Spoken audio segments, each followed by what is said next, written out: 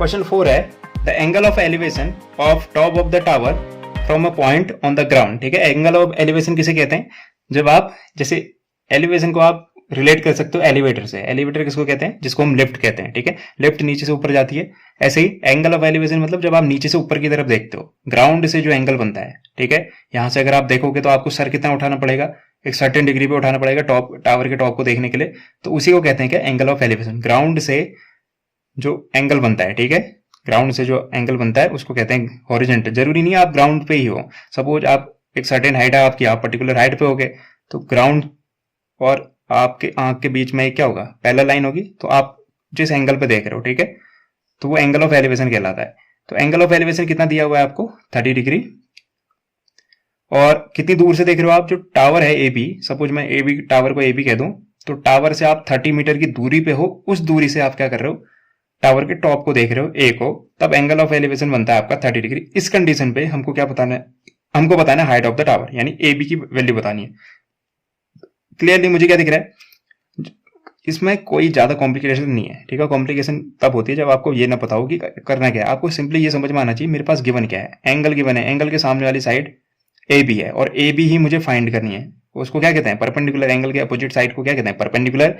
और उसकी adjacent side को कहते हैं बेस। तो परपेंडिकुलर और बेस का आपस में रिलेशन दिख रहा है। ठीक है, परपेंडिकुलर और बेस, यहाँ पर हाइपोटेन्यूज का कोई लेना देना है नहीं। तो आप कहोगे परपेंडिकुलर ढूंढना है और बेस मेरे पास गिवन है। ऐसा कौन सा ट्रिग्नोमेट्रिक रेशियो होता है जिसमें परपेंडिकुलर और बेस आए?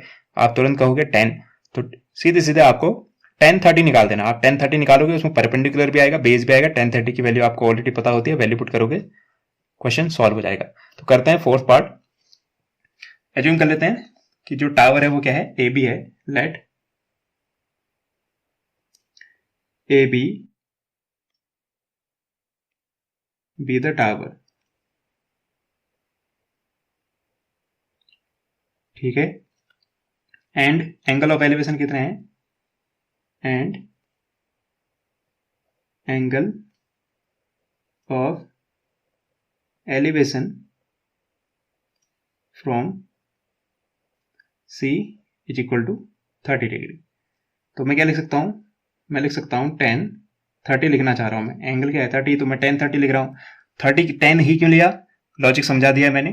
तो हम लिखेंगे परपेंडिकुलर यानी ए बी, बेस यानी B C. Perpendicular upon base लिखा। यहां से 10 30 की वैल्यू कितनी होती है? 1/√3। तो 10 30 की जगह लिख दिया 1/√3 is equal to A B की वैल्यू तो हम फाइंड आउट करने की कोशिश कर रहे हैं, और बी सी हमारे पास ऑलरेडी गिवन है कितना? 30। तो इसको जब हम कैलकुलेट करेंगे तो क्या बनेगा? 30 इधर चले जाएगा, यहाँ डिवाइड में वहां जाके मल्टीप्लाई हो जाएगा। तो 1/√3 से 30 क्या हो गया? मल्टीप्लाई हो गया is equal to A B. ठीक है, तो इसे ऐसे कुछ लिखा जा सकता है। आप क्या करो? √3 से ऊपर नीचे मल्टीप्लाई कर दो, तो ये बन जाएगा 30/√3। तो ऊपर नीचे क्या करते हैं? √3 से मल्टीप्लाई कर दिया is equal to A B. तो ये बन जाएगा आपका, नीचे अभी रहने दो, 30√3 और √3 मल्टीप्लाई बन के क्या हो जाते हैं? 3। तो इक्वल टू हो जाएगा ए बी। क्लियरली मुझे क्या दिख रहा है? 3 से ये 10 टाइम्स कैंसिल आउट होगा, तो ये फाइनल रिजल्ट जो बनेगा वो बनेगा 10√3 is equal to A B.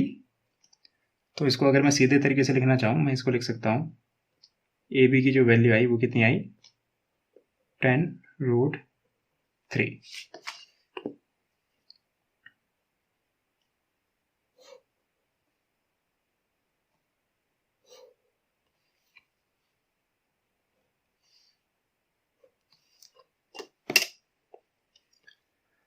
तो हमारा जो टावर है वो उसकी हाइट कितना है? therefore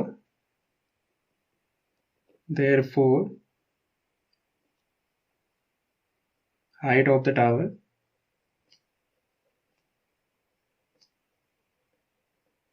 is equal to 10√3। Metre में चल रहा था तो मीटर। उम्मीद करता हूँ आपको ये एक्सप्लेनेशन पसंद आया होगा और समझ भी आया होगा।